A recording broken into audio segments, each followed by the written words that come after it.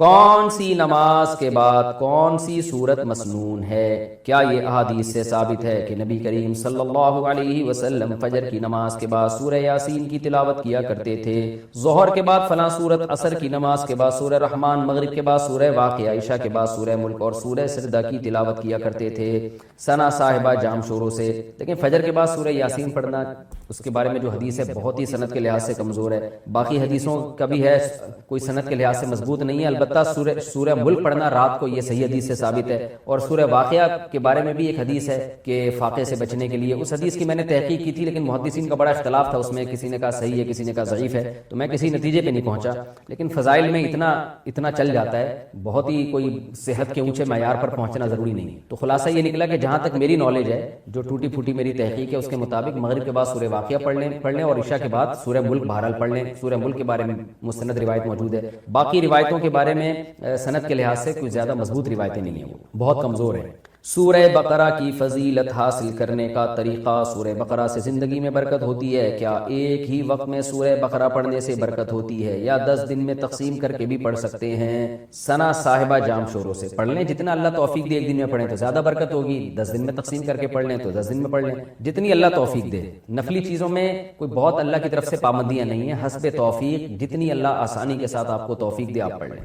دعوت کی وجہ سے نفلی روزہ توڑنا، اگر نفلی روزے میں کوئی کھانے کی دعوت دے تو کیا روزہ اس نیت سے توڑنے اور بعد میں قضا کرنے کی گنجائش ہے کہ میری یہ نیکی چھپی رہے اور کسی کو پتہ نہ چلے؟ صبغۃ اللہ، اس نیت سے تو آپ نہ توڑیں کہ لوگوں کو پتہ چل جائے گا، کوئی بات نہیں، پتہ چل جائے کہ آپ کا روزہ ہے تو کچھ نہیں ہوتا اس سے، ریا ایسی چیز نہیں ہے جو خود بخود چپک جائے انسان کے ساتھ۔ البتہ کسی کا دل رکھنے کے لیے نفلی روزہ توڑنا جائز ہے، کیا ایک آدمی نے بڑے اہتمام سے آپ کے لیے کھانا پکایا تو مسلمان کا دل ہے خوش ہو جائے گا، آپ جب کھانا کھائیں گے اس کا تو وہ خوش ہو جائے گا، تو اس نیت سے آپ روزہ توڑ سکتے ہیں، لیکن بعد میں قضا کرنی پڑے گی، یہ خوب اچھی طرح سمجھ لیں۔ تو ایسی سورہ یاسین قرآن پاک کا دل کیوں؟ سورہ یاسین کو قرآن پاک کا دل کیوں کہا جاتا ہے؟ اس کی کیا وجہ ہے؟ شمائلہ سبی سے شمائلہ صاحبہ نے پوچھا ہے، جی یہ بھی پوچھا تھا بیچاری خاتون نے، رمضان سے 2 مہینے پہلے پوچھا ہوگا، جواب اب مل رہے ہیں ان کو۔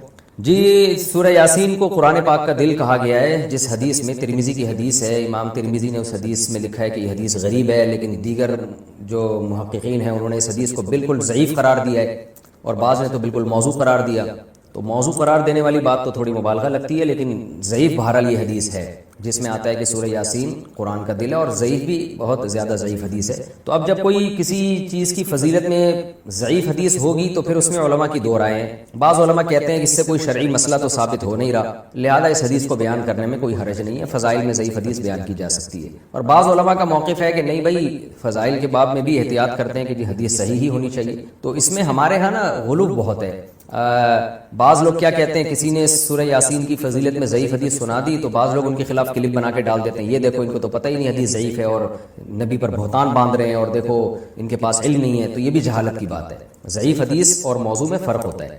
تو اور بعض کیا کرتے ہیں، ان کا معیار ایسا ہوتا ہے، اتنا گر جاتا ہے کہ ان کو صحیح حدیث سے پتہ نہیں کچھ چڑ سی ہو جاتی ہے، وہ کبھی کسی موضوع پر التزام ہی نہیں کرتے کہ ہم صحیح حدیث پیش کر دیں لوگوں کے سامنے، اس بارے میں صحیح حدیث بھی ہوتی ہیں موضوع سے متعلق۔ تو اس لیے اعتدال کی رائے یہی ہے کہ آپ کا جو موقف ہے آپ وہ بیان کر دیں اور دوسرے پہ طنز نہ کریں آپ۔ تو ہماری رائے یہی ہے کہ جب ہمارے پاس صحیح احادیث سے اتنی چیزوں کی فضیلتیں ثابت ہیں تو ہمیں ضعیف کی طرف جانے کی ضرورت نہیں ہے۔ تو میرا تو طریقہ یہی رہا ہے کہ بھئی جب سورہ یاسین کے بارے میں جو یہ حدیث ہے کہ قرآن پاک کا دل ہے، یہ صحیح حدیث نہیں ہے، تو میرا موقف یہی ہے کہ اس میں احتیاط کی جائے، نہ بیان کی جائے وہ حدیث، لیکن اگر کوئی عالم یہ حدیث بیان کرتے ہیں ممبر پہ سورہ یاسین کی فضیلت میں تو ان پہ طنز نہیں کیا جا سکتا، کیونکہ کوئی شرعی مسئلہ نہیں بیان کیا جا رہا، کیونکہ سورہ یاسین کا مضمون بہرحال اتنا جاندار، اتنا شاندار ہے کہ اس ضعیف روایت کی تائید اس سے بہرحال ہوتی ہے کہ اس کے مضمون کو جب آپ دیکھتے ہیں تو لگتا ہے کہ یہ واقعی قرآن پاک کا دل ہے۔ اولم یر الانسان انا خلقناہ من نطفۃ فاذا هو خصیم مبین، نبی کے پاس ایک شخص جو ہے نا قبر کی بوسیدہ ہڈی لے کر آیا اور کہنے لگا اس میں جان کون ڈالے گا؟ سورہ یاسین میں اللہ نے آخری رکوع نازل کیا کہ یہ انسان جو آپ کے پاس ہڈی لے کر آیا ہے یہ دیکھتا نہیں ہے ہم نے اس کو منی کے قطرے سے بنایا، اور آج یہ ہم پہ اعتراض کر رہا ہے کہ اس بوسیدہ ہڈی میں کون جان ڈالے گا؟ قل یحییھا الذی انشأھا اول مرہ، آپ اسے کہتے ہیں وہی جس نے اس ہڈی کو پہلی دفعہ بنایا نا، اسی ہڈی سے پوچھئے بتائے گی جس نے مجھے پہلی دفعہ بنایا ہے وہ مجھے دوبارہ بھی بنا سکتا ہے۔ تو ایسے جاندار مضامین ہیں سورہ یاسین کے، تو اس لحاظ سے اس کو دل کہہ دینے میں کوئی حرج نہیں ہے، لیکن بہرحال اس بارے میں جو روایت ہے وہ کافی ضعیف روایت ہے، تو ہمارا طرز یہ ہے کہ جو صحیح احادیث ہیں، جیسے عبداللہ بن عباس رضی اللہ عنہ سے ایک اثر منقول ہے سورہ یاسین کی فضیلت میں، صبح و شام پڑھنا چاہیے سورہ یاسین کو، تو ایسے صحیح روایات کا اگر ہم التزام کریں تو یہ زیادہ بہتر ہے۔ پھر کبھی انشاءاللہ میں سورہ یاسین کی کوئی فضیلت اگر صحیح احادیث میں وارد ہوئی ہے تو اس پہ الگ سے انشاءاللہ میں کلپ ریکارڈ کروا دوں گا۔ عام طور پر جو صورتوں کے الگ الگ فضائل کے بارے میں جو احادیث ہیں نا، وہ ضعیف ہی ہوتی ہیں عام طور پر۔ صورتوں کے الگ الگ جو فضائل ہوتے ہیں نا، فلاں صورت کی یہ فضیلت، فلاں صورت کی، عام طور پر قاعدہ کلیہ نہیں ہے۔ بعض صورتوں کی فضیلت پر جیسے سورہ اخلاص کے بارے میں آتا ہے 3 دفعہ سورہ اخلاص پڑھنا ایک قرآن کے برابر ہے، تو یہ تو صحیح حدیث سے ثابت ہے۔ لیکن عام طور پر جو صورتوں کی الگ الگ فضیلت کے فلاں ٹائم پہ پڑھنے میں یہ، فلاں ٹائم پہ پڑھنے میں، تو عموماً اس بارے میں روایات اکثر ضعیف ہوتی ہیں۔ کون سی نماز کے بعد کون سی صورت مسنون ہے؟ کیا یہ احادیث سے ثابت ہے کہ نبی کریم صلی اللہ علیہ وسلم فجر کی نماز کے بعد سورہ یاسین کی تلاوت کیا کرتے تھے، ظہر کے بعد فلاں سورت، عصر کی نماز کے بعد سورہ رحمان، مغرب کے بعد سورہ واقعہ، عشاء کے بعد سورہ ملک اور سورہ سجدہ کی تلاوت کیا کرتے تھے ثنا صاحبہ جام شوروں سے؟ لیکن فجر کے بعد سورہ یاسین پڑھنا، اس کے بارے میں جو حدیث ہے بہت ہی سند کے لحاظ سے کمزور ہے۔ باقی حدیثوں کا بھی ہے، کوئی سند کے لحاظ سے مضبوط نہیں ہے۔ البتہ سورہ ملک پڑھنا رات کو، یہ صحیح حدیث سے ثابت ہے۔ اور سورہ واقعہ کے بارے میں بھی ایک حدیث ہے کہ فاقے سے بچنے کے لیے، اس حدیث کی میں نے تحقیق کی تھی لیکن محدثین کا بڑا اختلاف تھا اس میں، کسی نے کہا صحیح ہے، کسی نے کہا ضعیف ہے، تو میں کسی نتیجے پہ نہیں پہنچا۔ لیکن فضائل میں اتنا چل جاتا ہے، بہت ہی کوئی صحت کے اونچے معیار پر پہنچنا ضروری نہیں ہے۔ تو خلاصہ یہ نکلا کہ جہاں تک میری نالج ہے، جو ٹوٹی پھوٹی میری تحقیق ہے، اس کے مطابق مغرب کے بعد سورہ واقعہ پڑھ لیں اور عشاء کے بعد سورہ ملک بہرحال پڑھ لیں۔ سورہ ملک کے بارے میں مستند روایت موجود ہے، باقی روایتوں کے بارے میں سند کے لحاظ سے کوئی زیادہ مضبوط روایتیں نہیں ہیں، وہ بہت کمزور ہیں۔ سورہ بقرہ کی فضیلت حاصل کرنے کا طریقہ۔ سورہ بقرہ سے زندگی میں برکت ہوتی ہے کیا؟ ایک ہی وقت میں سورہ بقرہ پڑھنے سے برکت ہوتی ہے یا 10 دن میں تقسیم کر کے بھی پڑھ سکتے ہیں؟ ثنا صاحبہ جام شوروں سے پڑھ لیں، جتنا اللہ توفیق دے، ایک دن میں پڑھیں تو زیادہ برکت ہوگی، 10 دن میں تقسیم کر کے پڑھ لیں تو 10 دن میں پڑھ لیں، جتنی اللہ توفیق دے۔ نفلی چیزوں میں کوئی بہت اللہ کی طرف سے پابندیاں نہیں ہیں، حسب توفیق، جتنی اللہ آسانی کے ساتھ آپ کو توفیق دے آپ پڑھ لیں۔ دعوت کی وجہ سے نفلی روزہ توڑنا۔ اگر نفلی روزے میں کوئی کھانے کی دعوت دے تو کیا روزہ اس نیت سے توڑنے اور بعد میں قضا کرنے کی گنجائش ہے کہ میری یہ نیکی چھپی رہے اور کسی کو پتہ نہ چلے؟ صبغۃ اللہ، اس نیت سے تو آپ نہ توڑیں کہ لوگوں کو پتہ چل جائے گا، کوئی بات نہیں، پتہ چل جائے کہ آپ کا روزہ ہے تو کچھ نہیں ہوتا اس سے۔ ریا ایسی چیز نہیں ہے جو خود بخود چپک جائے انسان کے ساتھ۔ البتہ کسی کا دل رکھنے کے لیے نفلی روزہ توڑنا جائز ہے۔ کیا ایک آدمی نے بڑے اہتمام سے آپ کے لیے کھانا پکایا تو مسلمان کا دل ہے، خوش ہو جائے گا، آپ جب کھانا کھائیں گے اس کا تو وہ خوش ہو جائے گا، تو اس نیت سے آپ روزہ توڑ سکتے ہیں، لیکن بعد میں قضا کرنی پڑے گی، یہ خوب اچھی طرح سمجھ لیں۔ تو ایسی سورہ یاسین قرآن پاک کا دل کیوں؟ سورہ یاسین کو قرآن پاک کا دل کیوں کہا جاتا ہے؟ اس کی کیا وجہ ہے؟ شمائلہ سبی سے شمائلہ صاحبہ نے پوچھا ہے جی، یہ بھی پوچھا تھا بیچاری خاتون نے، رمضان سے 2 مہینے پہلے پوچھا ہوگا، جواب اب مل رہے ہیں ان کو جی۔ سورہ یاسین کو قرآن پاک کا دل کہا گیا ہے، جس حدیث میں، ترمذی کی حدیث ہے، امام ترمذی نے اس حدیث میں لکھا ہے کہ یہ حدیث غریب ہے، لیکن دیگر جو محققین ہیں انہوں نے اس حدیث کو بالکل ضعیف قرار دیا ہے، اور بعض نے تو بالکل موضوع قرار دیا۔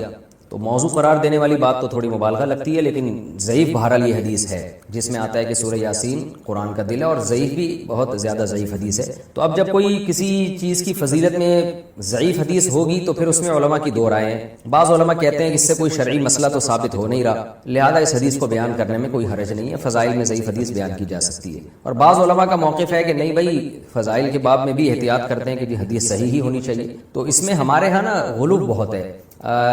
بعض لوگ کیا کہتے ہیں، کسی نے سورہ یاسین کی فضیلت میں ضعیف حدیث سنا دی تو بعض لوگ ان کے خلاف کلپ بنا کے ڈال دیتے ہیں، یہ دیکھو ان کو تو پتہ ہی نہیں حدیث ضعیف ہے اور نبی پر بہتان باندھ رہے ہیں، اور دیکھو ان کے پاس علم نہیں ہے۔ تو یہ بھی جہالت کی بات ہے، ضعیف حدیث اور موضوع میں فرق ہوتا ہے۔ تو اور بعض کیا کرتے ہیں، ان کا معیار ایسا ہوتا ہے، اتنا گر جاتا ہے کہ ان کو صحیح حدیث سے پتہ نہیں کچھ چڑ سی ہو جاتی ہے، وہ کبھی کسی موضوع پر التزام ہی نہیں کرتے کہ ہم صحیح حدیث پیش کر دیں لوگوں کے سامنے۔ اس بارے میں صحیح حدیث بھی ہوتی ہیں اس موضوع سے متعلق۔ تو اس لیے اعتدال کی رائے یہی ہے کہ آپ کا جو موقف ہے آپ وہ بیان کر دیں اور دوسرے پہ طنز نہ کریں آپ۔ تو ہماری رائے یہی ہے کہ جب ہمارے پاس صحیح احادیث سے اتنی چیزوں کی فضیلتیں ثابت ہیں تو ہمیں ضعیف کی طرف جانے کی ضرورت نہیں ہے۔ تو میرا تو طریقہ یہی رہا ہے کہ بھئی جب سورہ یاسین کے بارے میں جو یہ حدیث ہے کہ قرآن پاک کا دل ہے، یہ صحیح حدیث نہیں ہے، تو میرا موقف یہی ہے کہ اس میں احتیاط کی جائے، نہ بیان کی جائے وہ حدیث۔ لیکن اگر کوئی عالم یہ حدیث بیان کرتے ہیں ممبر پہ سورہ یاسین کی فضیلت میں، تو ان پہ طنز نہیں کیا جا سکتا، کیونکہ کوئی شرعی مسئلہ نہیں بیان کیا جا رہا، کیونکہ سورہ یاسین کا مضمون بہرحال اتنا جاندار، اتنا شاندار ہے کہ اس ضعیف روایت کی تائید اس سے بہرحال ہوتی ہے کہ اس کے مضمون کو جب آپ دیکھتے ہیں تو لگتا ہے کہ یہ واقعی قرآن پاک کا دل ہے. اولم یر الانسان انا خلقناہ من نطفۃ فاذا هو خصیم مبین. نبی کے پاس ایک شخص جو ہے نا قبر کی بوسیدہ ہڈی لے کر آیا اور کہنے لگا اس میں جان کون ڈالے گا. سورہ یاسین میں اللہ نے آخری رکوع نازل کیا کہ یہ انسان جو آپ کے پاس ہڈی لے کر آیا ہے یہ دیکھتا نہیں ہے ہم نے اس کو منی کے قطرے سے بنایا, اور آج یہ ہم پہ اعتراض کر رہا ہے کہ اس بوسیدہ ہڈی میں کون جان ڈالے گا. قل یحییھا الذی انشأھا اول مرہ. آپ اسے کہتے ہیں وہی جس نے اس ہڈی کو پہلی دفعہ بنایا نا, اسی ہڈی سے پوچھئے بتائے گی جس نے مجھے پہلی دفعہ بنایا ہے وہ مجھے دوبارہ بھی بنا سکتا ہے. تو ایسے جاندار مضامین ہیں سورہ یاسین کے, تو اس لحاظ سے اس کو دل کہہ دینے میں کوئی حرج نہیں ہے. لیکن بہرحال اس بارے میں جو روایت ہے وہ کافی ضعیف روایت ہے. تو ہمارا طرز یہ ہے کہ جو صحیح احادیث ہیں جیسے عبداللہ بن عباس رضی اللہ عنہ سے ایک اثر منقول ہے سورہ یاسین کی فضیلت میں, صبح و شام پڑھنا چاہیے سورہ یاسین کو. تو ایسے صحیح روایات کا اگر ہم التزام کریں تو یہ زیادہ بہتر ہے. پھر کبھی انشاءاللہ میں سورہ یاسین کی کوئی فضیلت اگر صحیح احادیث میں وارد ہوئی ہے تو اس پہ الگ سے انشاءاللہ میں کلپ ریکارڈ کروا دوں گا. عام طور پر جو صورتوں کے الگ الگ فضائل کے بارے میں جو احادیث ہیں نا وہ ضعیف ہی ہوتی ہیں. عام طور پر صورتوں کے الگ الگ جو فضائل ہوتے ہیں نا, فلاں صورت کی یہ فضیلت, فلاں صورت کی, عام طور پر قاعدہ کلیہ نہیں ہے. بعض صورتوں کی فضیلت پر جیسے سورہ اخلاص کے بارے میں آتا ہے 3 دفعہ سورہ اخلاص پڑھنا ایک قرآن کے برابر ہے, تو یہ تو صحیح حدیث سے ثابت ہے. لیکن عام طور پر جو صورتوں کی الگ الگ فضیلت کے فلاں ٹائم پہ پڑھنے میں یہ, فلاں ٹائم پہ پڑھنے میں, تو عموماً اس بارے میں روایات اکثر ضعیف ہوتی ہیں. کون سی نماز کے بعد کون سی صورت مسنون ہے؟ کیا یہ احادیث سے ثابت ہے کہ نبی کریم صلی اللہ علیہ وسلم فجر کی نماز کے بعد سورہ یاسین کی تلاوت کیا کرتے تھے, ظہر کے بعد فلاں سورت, عصر کی نماز کے بعد سورہ رحمان, مغرب کے بعد سورہ واقعہ, عشاء کے بعد سورہ ملک اور سورہ سجدہ کی تلاوت کیا کرتے تھے ثنا صاحبہ جام شوروں سے. لیکن فجر کے بعد سورہ یاسین پڑھنا اس کے بارے میں جو حدیث ہے بہت ہی سند کے لحاظ سے کمزور ہے. باقی حدیثوں کا بھی ہے, کوئی سند کے لحاظ سے مضبوط نہیں ہے. البتہ سورہ ملک پڑھنا رات کو یہ صحیح حدیث سے ثابت ہے. اور سورہ واقعہ کے بارے میں بھی ایک حدیث ہے کہ فاقے سے بچنے کے لیے, اس حدیث کی میں نے تحقیق کی تھی لیکن محدثین کا بڑا اختلاف تھا اس میں, کسی نے کہا صحیح ہے, کسی نے کہا ضعیف ہے, تو میں کسی نتیجے پہ نہیں پہنچا. لیکن فضائل میں اتنا چل جاتا ہے, بہت ہی کوئی صحت کے اونچے معیار پر پہنچنا ضروری نہیں. تو خلاصہ یہ نکلا کہ جہاں تک میری نالج ہے, جو ٹوٹی پھوٹی میری تحقیق ہے, اس کے مطابق مغرب کے بعد سورہ واقعہ پڑھ لیں اور عشاء کے بعد سورہ ملک بہرحال پڑھ لیں. سورہ ملک کے بارے میں مستند روایت موجود ہے. باقی روایتوں کے بارے میں سند کے لحاظ سے کوئی زیادہ مضبوط روایتیں نہیں ہیں, وہ بہت کمزور ہیں. سورہ بقرہ کی فضیلت حاصل کرنے کا طریقہ. سورہ بقرہ سے زندگی میں برکت ہوتی ہے کیا؟ ایک ہی وقت میں سورہ بقرہ پڑھنے سے برکت ہوتی ہے یا 10 دن میں تقسیم کر کے بھی پڑھ سکتے ہیں؟ ثنا صاحبہ جام شوروں سے پڑھ لیں, جتنا اللہ توفیق دے. ایک دن میں پڑھیں تو زیادہ برکت ہوگی, 10 دن میں تقسیم کر کے پڑھ لیں تو 10 دن میں پڑھ لیں, جتنی اللہ توفیق دے. نفلی چیزوں میں کوئی بہت اللہ کی طرف سے پابندیاں نہیں ہیں, حسب توفیق, جتنی اللہ آسانی کے ساتھ آپ کو توفیق دے آپ پڑھ لیں. دعوت کی وجہ سے نفلی روزہ توڑنا. اگر نفلی روزے میں کوئی کھانے کی دعوت دے تو کیا روزہ اس نیت سے توڑنے اور بعد میں قضا کرنے کی گنجائش ہے کہ میری یہ نیکی چھپی رہے اور کسی کو پتہ نہ چلے؟ صبغۃ اللہ. اس نیت سے تو آپ نہ توڑیں کہ لوگوں کو پتہ چل جائے گا. کوئی بات نہیں, پتہ چل جائے کہ آپ کا روزہ ہے تو کچھ نہیں ہوتا اس سے. ریا ایسی چیز نہیں ہے جو خود بخود چپک جائے انسان کے ساتھ. البتہ کسی کا دل رکھنے کے لیے نفلی روزہ توڑنا جائز ہے. کیا ایک آدمی نے بڑے اہتمام سے آپ کے لیے کھانا پکایا تو مسلمان کا دل ہے, خوش ہو جائے گا, آپ جب کھانا کھائیں گے اس کا تو وہ خوش ہو جائے گا, تو اس نیت سے آپ روزہ توڑ سکتے ہیں, لیکن بعد میں قضا کرنی پڑے گی, یہ خوب اچھی طرح سمجھ لیں. تو ایسی سورہ یاسین قرآن پاک کا دل کیوں؟ سورہ یاسین کو قرآن پاک کا دل کیوں کہا جاتا ہے, اس کی کیا وجہ ہے؟ شمائلہ سبی سے شمائلہ صاحبہ نے پوچھا ہے. جی یہ بھی پوچھا تھا بیچاری خاتون نے, رمضان سے 2 مہینے پہلے پوچھا ہوگا, جواب اب مل رہے ہیں ان کو. جی سورہ یاسین کو قرآن پاک کا دل کہا گیا ہے جس حدیث میں, ترمذی کی حدیث ہے, امام ترمذی نے اس حدیث میں لکھا ہے کہ یہ حدیث غریب ہے, لیکن دیگر جو محققین ہیں انہوں نے اس حدیث کو بالکل ضعیف قرار دیا ہے اور بعض نے تو بالکل موضوع قرار دیا. تو موضوع قرار دینے والی بات تو تھوڑی مبالغہ لگتی ہے, لیکن ضعیف بہرحال یہ حدیث ہے جس میں آتا ہے کہ سورہ یاسین قرآن کا دل ہے, اور ضعیف بھی بہت زیادہ ضعیف حدیث ہے. تو اب جب کوئی کسی چیز کی فضیلت میں ضعیف حدیث ہوگی تو پھر اس میں علماء کی 2 رائے ہیں. بعض علماء کہتے ہیں کہ اس سے کوئی شرعی مسئلہ تو ثابت ہو نہیں رہا, لہذا اس حدیث کو بیان کرنے میں کوئی حرج نہیں ہے, فضائل میں ضعیف حدیث بیان کی جا سکتی ہے. اور بعض علماء کا موقف ہے کہ نہیں بھائی, فضائل کے باب میں بھی احتیاط کرتے ہیں کہ حدیث صحیح ہی ہونی چاہیے. تو اس میں ہمارے ہاں نا غلو بہت ہے.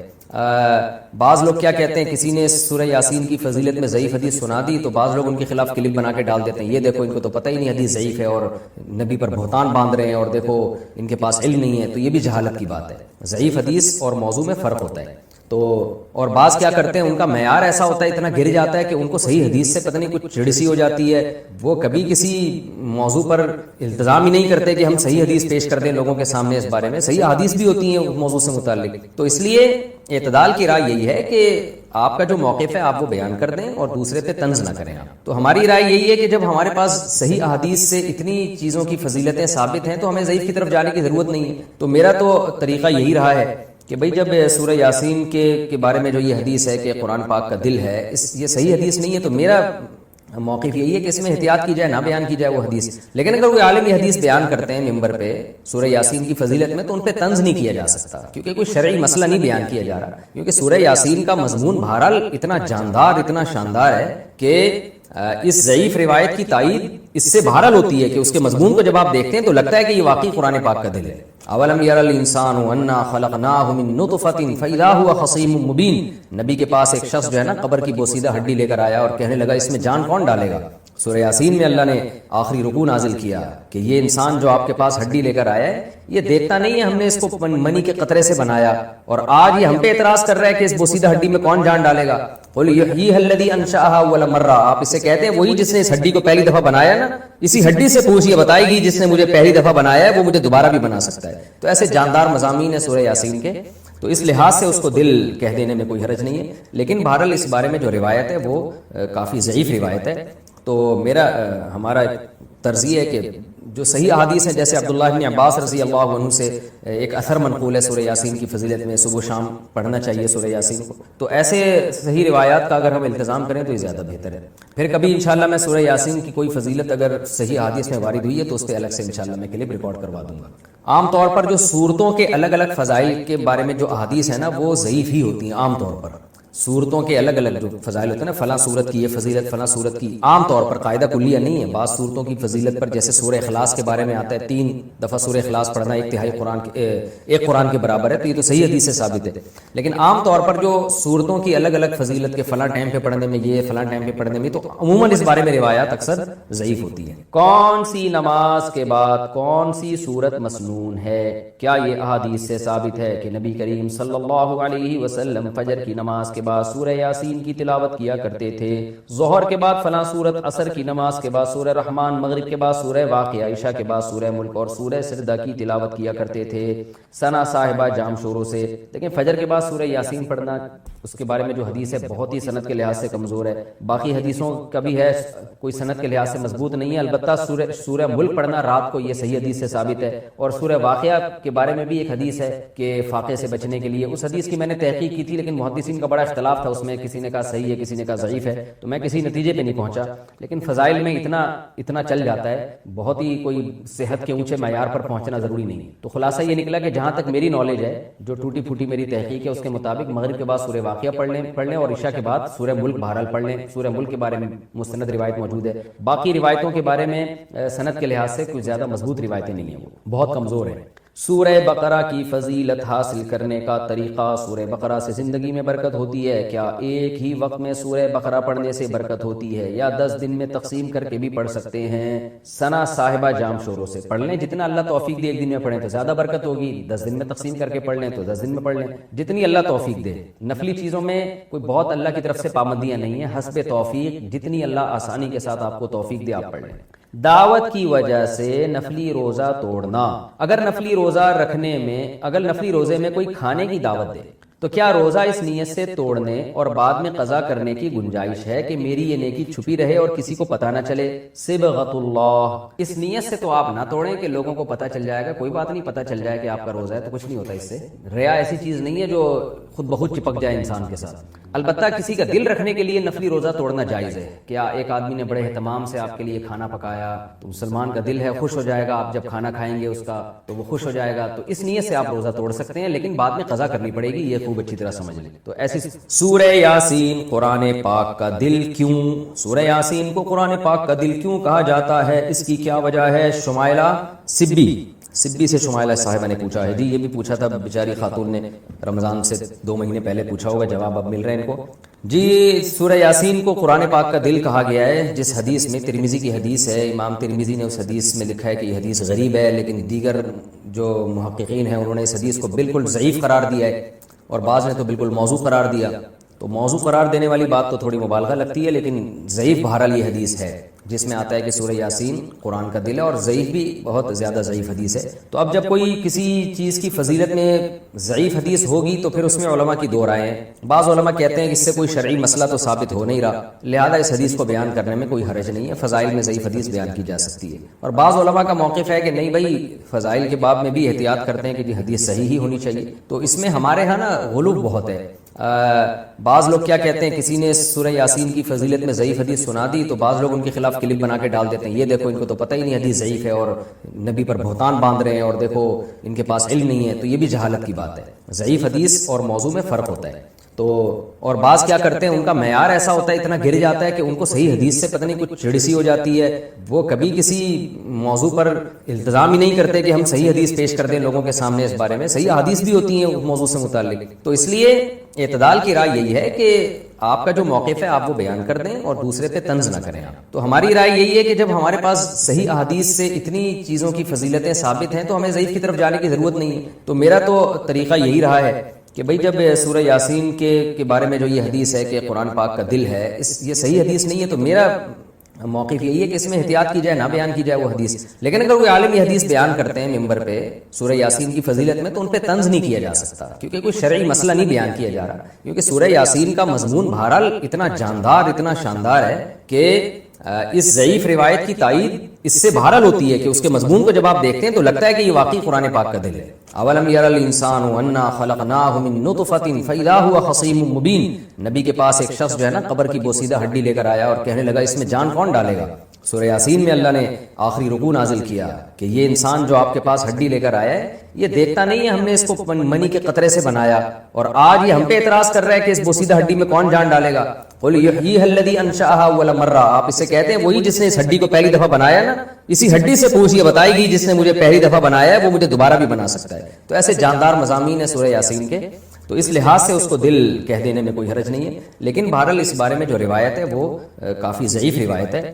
تو ہمارا طرز یہ ہے کہ جو صحیح احادیث ہیں، جیسے عبداللہ بن عباس رضی اللہ عنہ سے ایک اثر منقول ہے سورہ یاسین کی فضیلت میں، صبح و شام پڑھنا چاہیے سورہ یاسین کو. تو ایسے صحیح روایات کا اگر ہم التزام کریں تو یہ زیادہ بہتر ہے. پھر کبھی انشاءاللہ میں سورہ یاسین کی کوئی فضیلت اگر صحیح احادیث میں وارد ہوئی ہے تو اس پہ الگ سے انشاءاللہ میں کلپ ریکارڈ کروا دوں گا. عام طور پر جو صورتوں کے الگ الگ فضائل کے بارے میں جو احادیث ہیں نا وہ ضعیف ہی ہوتی ہیں. عام طور پر صورتوں کے الگ الگ جو فضائل ہوتے ہیں نا، فلاں صورت